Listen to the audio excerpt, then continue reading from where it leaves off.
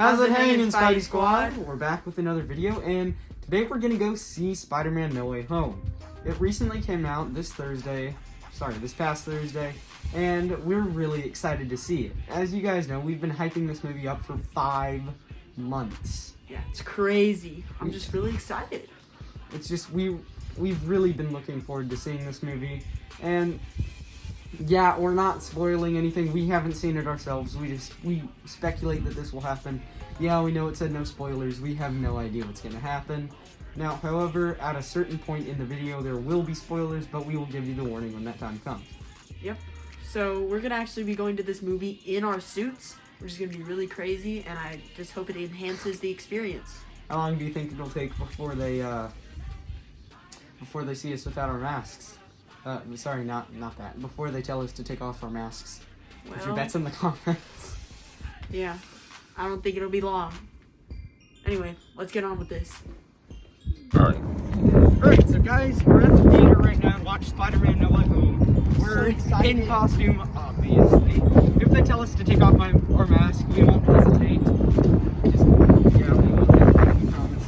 But this is a once-in-a-lifetime opportunity for us, and we're really excited to do this. So let's get to it.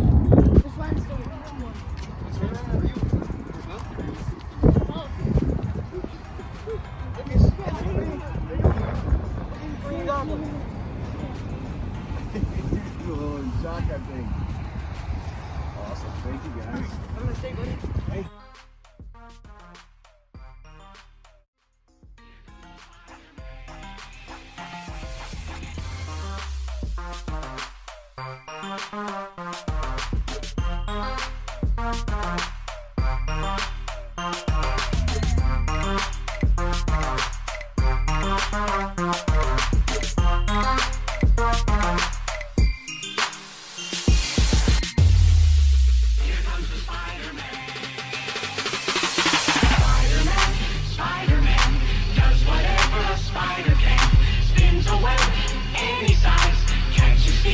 Just like flies, look out!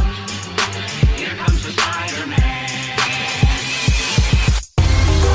Listen up, he's got radioactive blood. Can you sense from the threat? Take a look over his head. There goes the Spider-Man. In the chill of night, at the scene of a crime, like a streak of light, he arrives just in time. You want to do a pose?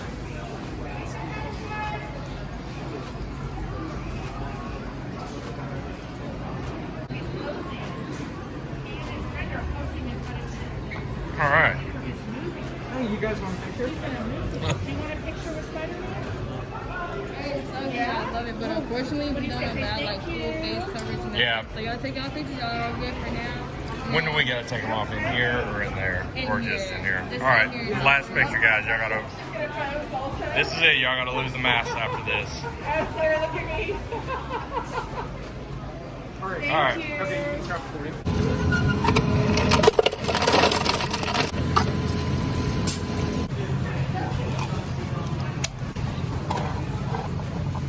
Alright guys, we just got back from the movie and oh my gosh. It was crazy. So much happened. It's really hard to talk about it without spoilers. Like, Yeah. I'm still currently wrapping my head around it. Yeah, But, I can't form an opinion yet. Well, I already have formed an opinion. It's awesome, if you will. It's amazing. It's spectacular. It's great. Probably my favorite movie. Beats out Spider-Verse just by that little bit. It had absolutely great acting from people. Like, it was really, really good. And there were so many crowd-pleasing moments. Like, it was probably one of the most fan-servicey movies ever. Yeah. And if you've been with all of the theories and stuff, you know that it's gonna be very, very, very fan-servicey. And hopefully you guys have seen the trailers, so hopefully I'm not spoiling anything right now. But if you haven't seen any of the trailers, you might want to watch out for a second. But yes, most of the villains do return. It's quite interesting to see them, and it's very, very good. I definitely like how they made Green Goblin specifically, one of the main villains, and he did some bad things, some really bad things actually, and it made the movie a whole lot more interesting. Yeah, and I really liked that Electro was finally back to his sort of comic classic style suit. And he was way better than his Amazing Spider-Man 2 one. Yeah. It was also really, really good to see Alfred Molina back as Dr. Octopus. He is one of my favorite villains of all time. Yeah. And I really, really, really like his character. It was very interesting to see. Yeah.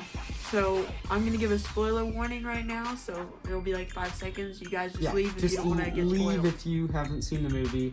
And if you haven't seen the movie, what are you doing with your life? Go watch it right now. Yeah. Alright, so just so we're clear, we're about to go into spoilers, alright? You guys good? Great. Yeah. So, my favorite part is when Baby Yoda, Thanos, and Galactus show up to come defeat Lord Voldemort. That's my favorite part. Oh, and I forgot to mention that Batman and Flash come in when they fart and then everybody's saved. Okay, so for anybody who is still here, you probably know that didn't happen. But I just wanted to get rid of all of those people who wanted it to be spoiled for them, which is weird. Why would you want this to be spoiled? Yeah, it's This a great movie movie. is fantastic. Now, this review isn't... I'm not really going to go super in-depth to the movie, but yeah. Andrew Garfield and Tobey Maguire were in it. That It's crazy. number It's one amazing. thing. The way that they get there is super fascinating, and you don't really expect it, probably for a reason, but it's alright. You kind of just gotta go with the flow. And there's so much in this movie, yet there could be so much more. Yeah, it could be like 5 hours or something. It could be like 24 hours. But like, it was just fantastic. Almost everything about it was perfect. 99% of the jokes landed. 99, if not more. There were just a couple of things that weren't quite well timed, but it's alright because it doesn't really take you out of the moment too much. Especially because the Spider-Man are all quippy and they kind of bounce off of each other's thoughts and feelings. Yeah, it isn't as good when Spider-Man bounces off of like a serious character, but them just bouncing off of each other and playing off of each other is a very, very fun experience to watch. And Matt Murdock was in this movie. It was Yeah. crazy. So we've literally got Kingpin and Daredevil in the MCU now, which is quite interesting. That was also a spoiler for Hawkeye. Sorry about that. I should have warned you, but Yeah, you should have seen it already. You Yeah, guys are all hopefully. Marvel nerds. yeah, hopefully. So it was very, very, very good. I would give it, I don't know, maybe 100 out of 10 or something similar to that. I'd say 1,000. Maybe even 16,010. Wait a Maybe minute. 3,000. That's less than 16,000. Whatever, it's fine. But this movie, guys, it is, Crazy. I know. it's impossible to explain. So many good things happen. It's a tearjerker. It's very, very emotional. Yeah. It's Just like just- everybody's been saying. Everybody. But, yeah, it's very interesting. They play with the ideas of these Spider-Man live in 3 very, very different universes. For instance, 2 of them have aliens. One of them is purple, the other one is a black goo. Then there's another universe with aliens, and that is one thing that I wasn't too fond of, the fact that Tom Hardy's Venom wasn't in it much. If I had to guess, what probably happened is they had already finished filming Spider-Man No Way Home, and the people at Sony wanted them to put Tom Hardy in there, so they added the post-credit scene at Venom Let There Be Carnage and the one for No Way Home, which has him in it. So he's kind of just there to make a joke, but some of the Venom symbiote is left behind, which, in my personal opinion, will probably attach to Flash Thompson or something. Yeah, the only thing I would say was not my favorite about this movie is that there weren't 6 villains, and instead there was really 5. Yeah, the Sinister Six would have been better, but all the villains that we did get were fantastic. Yeah, I think they're very well written, and they were just very good representations of their characters that we already know and love. Yeah, and the good thing that them being able to pull in all of these people without having to create new characters is that there's just so much more time to focus on different things. this movie still feels light and airy and fun, but it still has so much in it. It's crazy. Yeah, and also the suit at the end was amazing. I loved it. Yes, there are several new suits in this movie. Like 3, kind of. And as a lot of people were thinking, the Far From Home suit, like the black and gold one that he wears, that's just the Far From Home suit inside out. So that was quite interesting to see. Yeah, and the Far From Home suit is just added on with some Stark tech to make the integrated suit that I'm wearing right now. Now, I do really, really like the integrated suit, but I probably would have preferred it being its own suit. But it still does create a very interesting theory about it, which is, like, what exactly can the Stark nanotech do? Because, like, it attaches to Dr. Octopus's claw arms. Like, it's very interesting.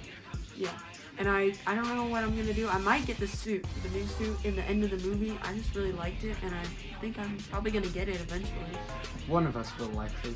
Yeah, and they've kept on with the dotted texture on the red. Yeah, unfortunately this suit isn't completely accurate, and most black and gold suits that we've seen aren't accurate. It does not have red hands, and it has like wires and stuff coming out of it, which would be really interesting to have a modification on, but I feel like the suit almost just has too much texture to even get, like, just printed on spandex. But yeah.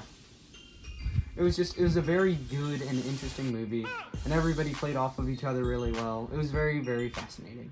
Yeah, I'd say I'd maybe rate it above Spider-Verse. I mean, it's one of the best. It's either this or Spider-Verse for me. If I had to choose, it would probably be this. It's just that good. Yeah.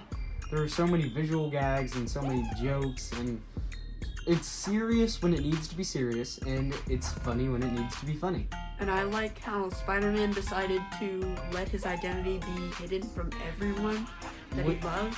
That was very interesting. Now, it's kind of sad, but I suppose it does make sense. Yeah, it seems like a thing that Peter Parker would feel necessary, and he would deem required for him to be Spider-Man and to keep the people he loves safe.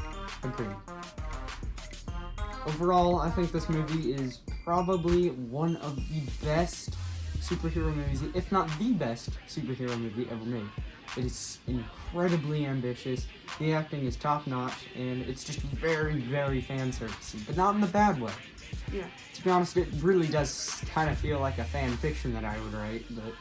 Yeah, it seems kind of like a crossover episode. If you've seen The Flash, they have some of those. Yeah, it was very, very good. And they actually took a jab at the Flashpoint movie that DC is releasing. Because Flash, he wrote a book called Flashpoint, and that was pretty funny.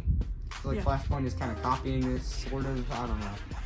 Yeah, and I liked the part where all the multiverses kind of started colliding, and we saw Kraven and Rhino. And there were probably tons of other villains that we saw, but we've only seen it once so far. We're planning on seeing it again eventually. But overall, this movie is just exceptional. If you have the opportunity to see it, you absolutely need to. Yeah, it's just amazing, spectacular, ultimate, all superior, those words. friendly Everywhere. neighborhood. Yep. But and also this movie takes place in, I believe, December of 2024, same as Hawkeye. So that's very interesting to see. It'd be really funny if in the Hawkeye finale, like, you can just see Spider-Man swinging in the background. It would make no sense, but it would be cool.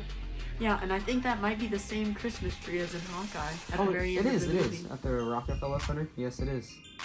So, I think that'll be the end of this video. We know this one's kind of uncut, a little bit raw for you guys, and I am horribly sorry for the audio of us going to the movie theater. It was incredibly windy. Yeah, it was really cold. Yes, it was really cold. But that'll do it for this video. Remember, with great power comes great responsibility. Bye, guys.